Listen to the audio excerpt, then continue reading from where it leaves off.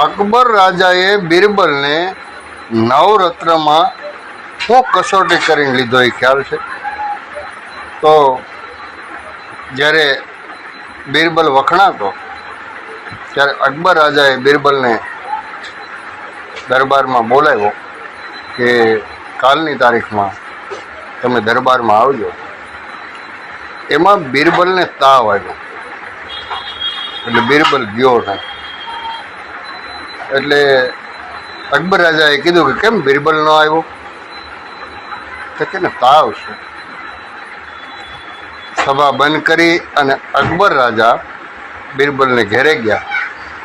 ત્યાં જઈને વૈદ્યોને હકીમને કીધું કે આના તાવ ઉતરે એટલે તાત્કાલિક દવા આપો.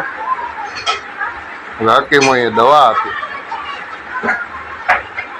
દવા આપી એમાં બિરબલ કે મને એકી લાગી છે એટલે હું એકી કરવા જાઉં છું. એટલે બે જણાએ વાવડા પકડીને એકી કરવા લઈ ગયા. એમાં અકબર રાજાએ જે ખાટલા નીચે સૂતા હતા એ ખાટલાના ચારેય પાયે એક એક કાગળની કટકી મેલી દીધી. એ બિરબલ એકી કરીને આવ્યો અને પલંગ ઉપર ખાટલા ઉપર સૂતો.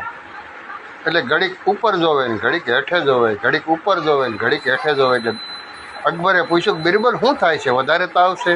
ચક્કર આવે છે? શું થાય? બિરબલ કે નહીં મહારાજ, હું એકી કરવા ગયો તઈ અને એકી કરીને આવ્યો તે પછી મને આ પલંગ ઉપર કાંઈક ફરક દેખાય છે ખાટલા ઉપર. એટલે શું ફરક દેખાય? કાં તો આસમાન એક કાગળવા હેઠું આવ્યું હોય અને કાં ધરતી એક કાગળવા અધરે આવ્યું હોય, આવો મને અહેસાસ થાય છે. ત્યાં તો અકબર બિરબલને બત ભરી ગયો કે તને એટલા તાવની અંદર એક કાગળ એકનો જો ફરક દેખાઈ જતો હોય, તું એક રતન છો.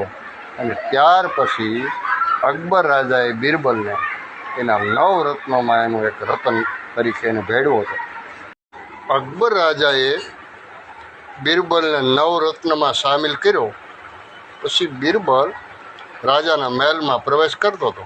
એમાં રાજા અકબર સવારમાં તૈયાર થતા હતા. અત્તરની શીશી આમ હલાવી અને અત્તર સાડતા હતા. એમાં અત્તરની શીશીમાંથી એક ટીપું હેઠે પડી ગયું. એ અકબર રાજા નીચે પડેલા ટીપાને આમ લૂહી અને શરીરે ભૂંહવા ગયા અને બિરબલને પ્રવેશ કરવો. બિરબલ જોઈ ગયો કે રાજા અત્તરનું ટીપું નીચેથી લઈને સોંપડે. રાજાએ મૌન, બિરબલે મૌન. સાંજ પડી કે તો અકબર રાજાએ હુકમ કર્યો કે સવારનો સૂર્ય ઉગે એટલે અહીંયા સામે અવેડો છે એની અંદર ટીપણા ને ટીપણા અત્તર ઠલવો, જેને જેટલું જોતું એટલું લઈ જાય. રાજાને શું કે આપણે બિરબલની નજરની અંદર લોભી ન કહેવાય. હુકમ કર્યો. સવારનો સૂર્ય ઉગ્યો એટલે માણસો મીંડા ટીપણા ને ટીપણા અત્તર ઠલવા અને લોકો મીંડા કોક ડોલ ને કોક કરશા ને કોક ગાગેરું મીંડા ભરવા. આમથી બિરબલ આવ્યા એટલે બે મેળીને કાંગરે બેઠા બેઠા જોવે. અને અકબર રાજાએ બિરબલને ઈશારો કર્યો, કેમ બિરબલ આપણી દાતારી? ત્યારે બિરબલ 2 શબ્દ બોલ્યો, રાજા જો બૂંદ સે ગઈ ના વો હોશ સે નહીં આએગી. આ તમને ખબર હતી?